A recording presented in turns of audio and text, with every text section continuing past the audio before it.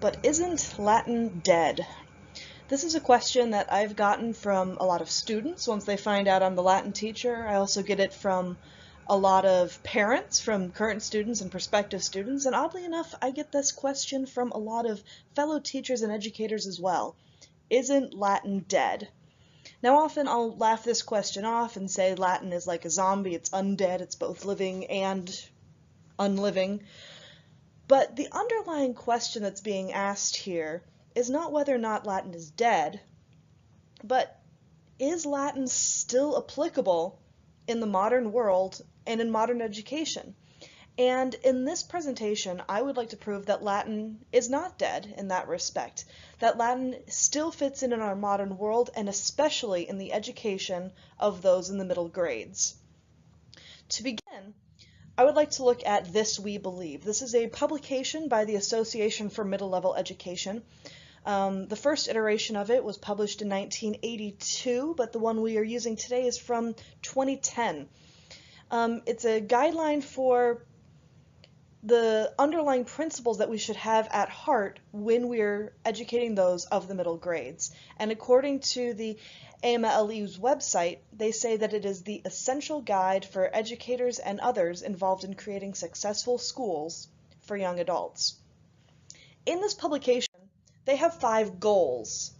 The goals are supposed to be what we want our students to leave being able to do or being able to understand. And I'd like to go through those goals with you now. Goal number 1, become actively aware of the larger world, asking significant and relevant questions about that world and wrestling with big ideas and questions for which there may not be one right answer.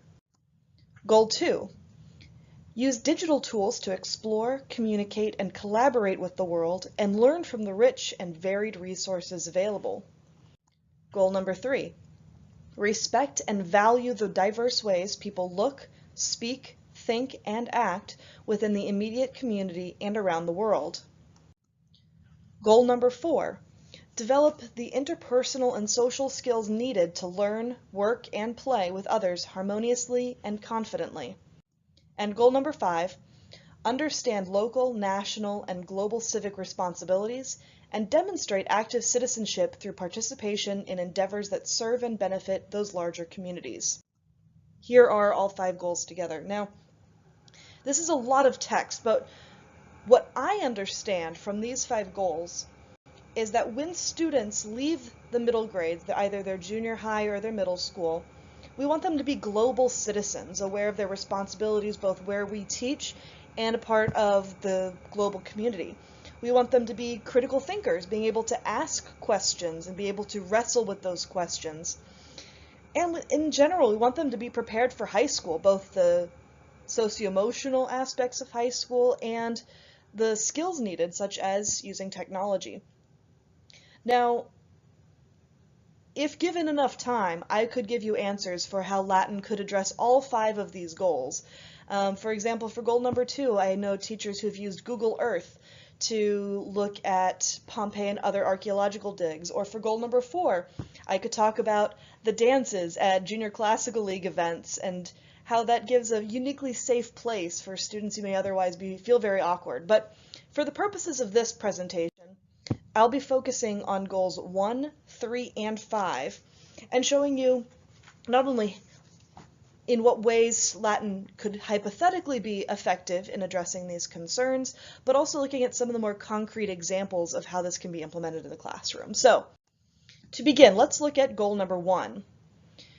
And before I move on to in what ways Latin addresses this, let's parse the question a little bit.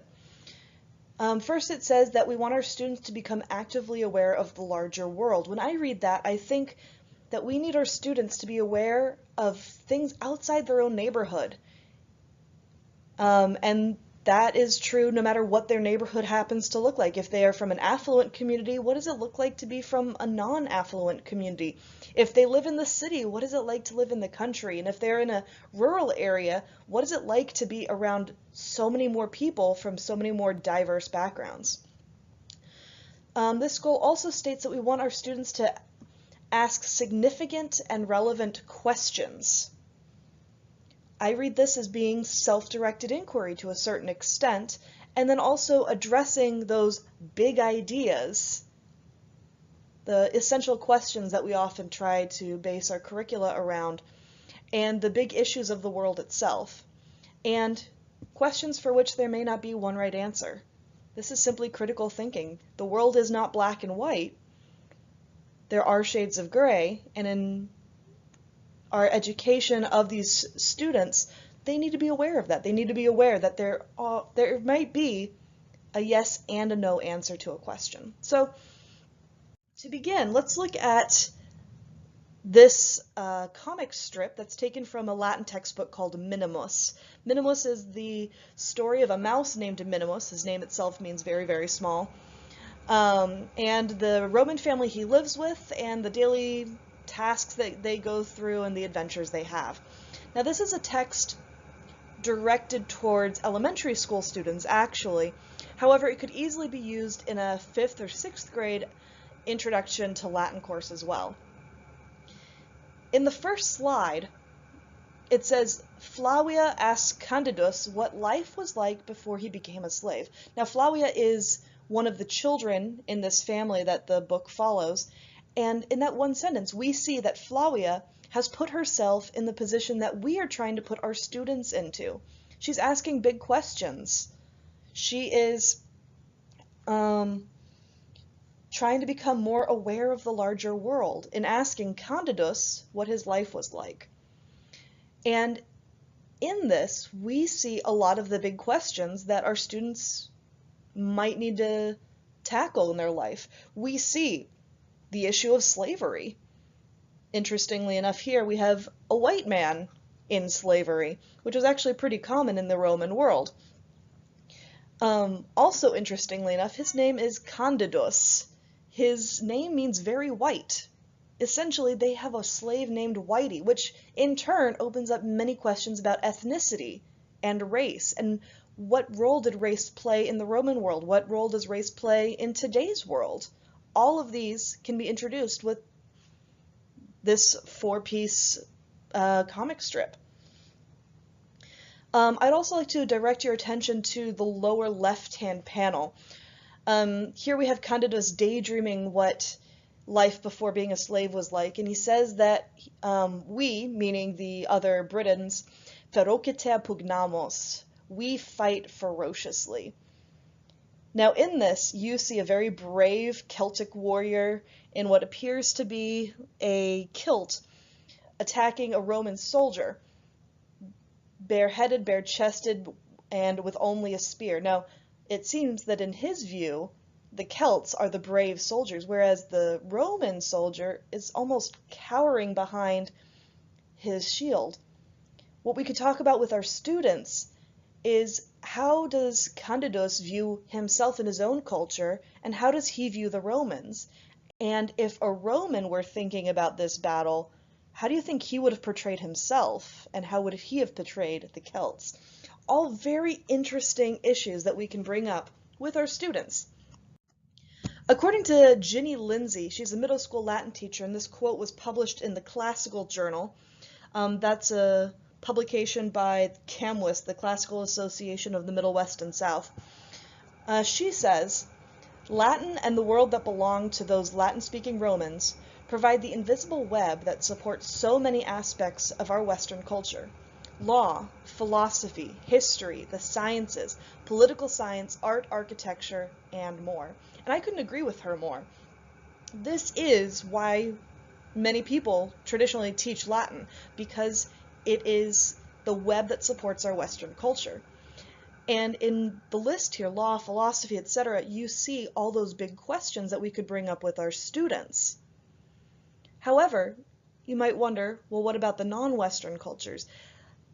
Latin can address this as well as providing a point of comparison. We can compare ourselves to Rome, we can compare Rome to other ancient cultures, and we can compare ourselves with cultures outside of where we happen to be in the United States or elsewhere. And as such, Latin is so important in that regard, in answering those big questions. Now, going again to the goal, it says that students need to ask significant and relevant questions. And for so many, this is specifically referring to values. And before I move on to the next goal, I would like to talk about those values.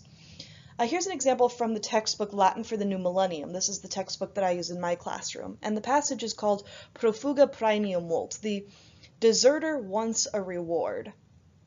And in this story, we have King Pyrrhus, a Greek of the famous Pyrrhic victory fame, waging war against Rome. And a deserter leaves his camp, makes his way to the Roman camp, and approaches Fabricius, who's the consul at the time, and says, "If you give me money, I will go back and poison Pyrrhus for you." And instead of taking him up on his offer, Fabricius puts him in chains, throws him back to Pyrrhus, and says, "You should choose your friends better." And in the rest of the historical story, which this is based on, Pyrrhus, in gratitude, set some of his prisoners of war free, and Fabricius, not wanting to owe anyone anything, sent some prisoners of war free as well. Now, this addresses values, and it introduces one of those significant questions that we may ask our students. Why did Fabricius give up on the easy way to win the war? And it comes down to, what did the Romans value in their culture? Did they value winning no matter what? Or did they want to win the right way? And this could easily transform into a discussion about cheating. Is it important to get the A no matter what, or is it important to work for it? Here's another story. This is called Ascia Agricolae, the axe of the farmer. This is a passage that I put together based on the National Latin exam, which in turn is based off of one of Aesop's fables. In this story, a farmer loses his axe, and the god Mercury rises up out of the water where the axe was lost and says, "Is this your axe?" holding out a golden axe, and the farmer says, "No, that's not my axe." The god Mercury says, "Is this your axe?" with a silver one, and it repeats itself with the farmer denying that the fancy axe was his. Finally, Mercury returns his old battered axe, and in reward for the farmer's honesty, he gives him the gold and the silver axe as well. In this story, not only can we talk about personal pronouns like my and yours, but we can also talk about honesty. We can bring up questions like, why did the farmer give up the first two axes? And we can also ask a deeper question, why did Mercury reward his honesty, considering the fact that Mercury is also the god of thieves? So Latin can be used to bring up so many of those significant and relevant questions that this, we believe, advocates we should be asking our students and have students be asking themselves. Goal number 3, respect and value the diverse ways people look, speak, think, and act within the immediate community and around the world. And I believe that in today's political climate, this may be the most important goal on the list. Let's look at another passage from Latin for the New Millennium. This is from chapter 6. The passage is called De Druidibus, about the Druids. This passage is based on the writings of Julius Caesar in his De Bello Gallico, his commentaries on the Gallic Wars, where he wrote really an anthropological study on the Gauls and the Druids, the religious people within the Gauls. It's also important to note that the passage this is based on is also featured on the AP Latin syllabus, so if you're thinking ahead that far, then it's very useful to students in that regard. But here we have the Romans looking at another culture. Like I said, Caesar is being an anthropologist in a very early sense of the word, and looking at what the Druids believe, what they do, and how they put their beliefs into practice. In this instance, they value the Druids so highly that they don't have to go to war, that they judge in courts, and that writing is actually considered a bad thing, and that they value an oral history more than a written history. In looking at this text, we can see how the Romans looked at another culture. And in turn, we can look at how we look at another culture and look at both the differences and the similarities and the positives of another culture. Here's another example. This is from a different textbook, from the textbook produced by Oxford University. And in the first panel, we have the Roman says, "You Greeks are all lazy. You are always watching actors." And in the second panel here, a Greek says, "You Romans are all barbarians. You're always fighting." Here we have a Greek and a Roman talking about each other to each other's faces. I could easily see this turning into a debate in class. Rome versus Greek, who's better? I could also see this be turned into an assignment where we compare not Greece and Rome, but Greece and America, Rome and America. Or how would a Roman view our culture? Would they also think we're lazy because we're always watching Netflix, for example? In looking at these ancient worlds, we find so many ways to examine our own. And here's another example. This is a quote from Mary Beard. She's a professor of classics at the University of Cambridge, and I always tell my students that she is the Bill Nye of the classics world. Whenever the BBC or anyone needs a quote or someone to host a documentary, it's always Mary Beard. And in this quote, she talks about the foundation myths of Greece and Rome. Aeneas is one of the foundation heroes. He founded Rome because the city of Troy had been burned down, which was his home, and he was going off to find a new home. Romulus, of Romulus and Remus, who founded the city itself, had no citizens, so he opened it up to everyone, saying, "Come on, everybody, runaways, criminals, ex-slaves, you just come here, this is an asylum." And according to Mary Beard, she says, if you live in a culture with that as its founding mythology, then I suspect you think differently. Now, in this quote, she's talking specifically about the refugee crisis, which is still affecting Europe. But we can also look at it in the United States as looking at immigrants from various cultures. And according to Mary Beard, just thinking about Rome in these terms, thinking they have defined this entirely differently from us, makes you look at your own assumptions differently. This is why looking at the ancient world is so important, because it makes us examine ourselves, and this is what we can do with our students. Last year I did a wonderful assignment with my sophomores, so a little above the age group we're looking at, but I had them debate whether or not we should follow the example of Caracalla and make everyone a citizen. And their responses were very interesting and founded in critical thinking skills. Finally, for today, goal number 5. Understand local, national, and global civic responsibilities and demonstrate active citizenship through participation in endeavors that serve and benefit those larger communities. Now, when I think of civic responsibilities, I automatically go to Cicero.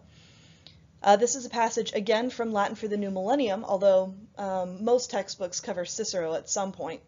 And here we have a passage about him and the Catilinarian conspiracy, where Catiline was trying to take over Rome by force, and Cicero, through public speaking, essentially, was able to quash that rebellion.